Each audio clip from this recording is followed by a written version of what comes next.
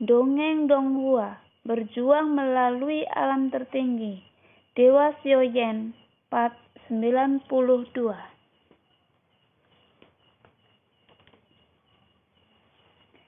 Dalam bayangan gelap, tidak pernah ada sosok bergerak di kantong darah.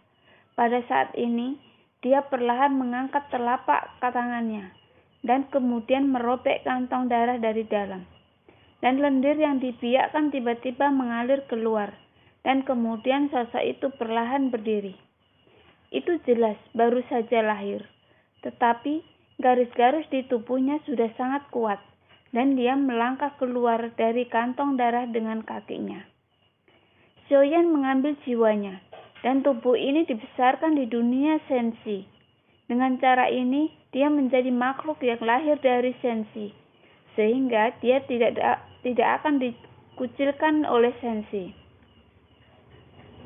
Melangkah keluar dari bayangan hitam, saya melihat bayangan itu tiba-tiba berputar dan berubah, dan kemudian menyelubungi sosok Jiguo, berubah menjadi cairan kental yang tampak hitam yang melilit tubuh dan menempel di seluruh tubuh. Terlihat sangat aneh. Sentuhan dingin membuat Xiaoyan juga merasa aneh. Bayangan itu berubah menjadi cairan hitam yang perlahan mengeras di daging. Setelah beberapa saat, itu berubah menjadi baju besi hitam. Rasa paling pas. Bahkan baju besi pembunuh dewa yang dibuat oleh Deng Yue dengan teknologi Minghe tidak memiliki tekstur yang begitu menakutkan. Perasaan ini membuat Xiaoyan merasa nyaman secara fisik dan mental. Tidak hanya itu, tetapi juga membuat orang merasa nyaman selama beraktivitas. Ada juga yang keinginan kuat untuk berjuang. Apakah ini teknologi sintik dari dunia Taisu? Xiaoyan terkejut. Ini adalah pertama kalinya dia merasakan baju besi seperti ini. Dan ada kristal merah di dadanya. Xiaoyan merasa aneh, jadi dia mengulurkan tangannya untuk menyentuhnya. Lampu merah tiba-tiba berkedip, dan baju besi hitam itu benar-benar disebarkan oleh lampu merah di dadanya. Dan baju besi yang sangat pas itu berubah menjadi merah tua. Tidak hanya itu, armor di leher Xiaoyan menyebar seperti cairan lagi, dan kemudian benar-benar menutup kepala Xiaoyan di dalamnya. Tiba-tiba, semangat juang yang kuat seolah menyala dari lubuk hati Xiaoyan. Bahkan ketika Xiaoyan meraung ke langit, darah di seluruh tubuhnya tampak mendidih, dan kekuatan, reaksi, dan kecepatannya tampaknya telah meningkat pesat saat ini. Ketika Xiaoyan diam-diam terkejut, alisnya berangsur-angsur menegak, berkerut. Kekuatan dunia Taisu mungkin benar-benar di luar imajinasiku, gumam Xiaoyan. Setelah bayangan gelap melahirkan tubuh ini, itu benar-benar mampu merubah menjadi baju besi yang kuat. Dapat dilihat bahwa di dunia sensi, itu telah mencapai akhir teknologi Minghe. Tetapi di dunia Taisu, yang terakhir telah mengembangkan ke tingkat yang luar biasa. Setelah baju besi hitam diubah menjadi baju besi merah, ini dampak pada pikiran sangat besar. Xiaoyan tidak tahu apakah level armor ini langka atau umum. Jika itu umum, dan setiap prajurit memilikinya, armor ini akan meningkatkan kekuatan tempur dengan pesat. Dikombinasikan dengan kekuatan atau tubuh fisik yang kuat, maka itu diperlukan untuk menyerang. Membunuh seseorang harus membayar harga yang mahal.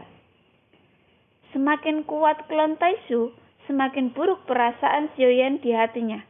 Sekarang Xiaoyan memiliki pemahaman tertentu tentang Shaoxi. Itu bahkan lebih tak terbayangkan. Xiaoyan mengepalkan tangannya. Tidak ada artinya memikirkan hal-hal ini sekarang, karena pertempuran tidak pasti, dan menjadi kuat tidak selalu mengarah pada kemenangan. Selain kekuatan, ada juga keinginan untuk menang. Tampaknya segala sesuatu di depannya terus-menerus memberi tahu Xiaoyan betapa kuatnya Taisu. Dan terlebih lagi, Xiaoyan semakin bertekad di dalam hatinya. Klon Taisu muncul dari cincin luar angkasa. dan kemudian tiba-tiba muncul di belakang kelinci Pingyun. Yang terakhir masih bergerak menuju kehampaan dengan kecepatan penuh dengan cara yang santai dan bahagia. Tiba-tiba berhenti. Dia langsung melemparkan Dewa Xiaoyan dan avatar Taisu dari punggungnya. Tubuh Xiaoyan duduk bersila dan berputar 360 derajat. Setelah beberapa saat, dia membuka matanya dan menatap kelinci Pingyun dengan aneh. Kelinci Pingyun juga menatap klon Taisu dengan aneh mata. Segera terdengar raungan pelan di tubuhnya, di mulutnya, dan sepertinya kelinci Pingyun merasakan ancaman di tubuh klon Taisu. Hati-hati, orang ini muncul tiba-tiba. Pingyun itu memberitahu Xiaoyan, hanya untuk melihat Dewa Xiaoyan mendekati tiruan Taisu dan kemudian menatap Pingyun itu.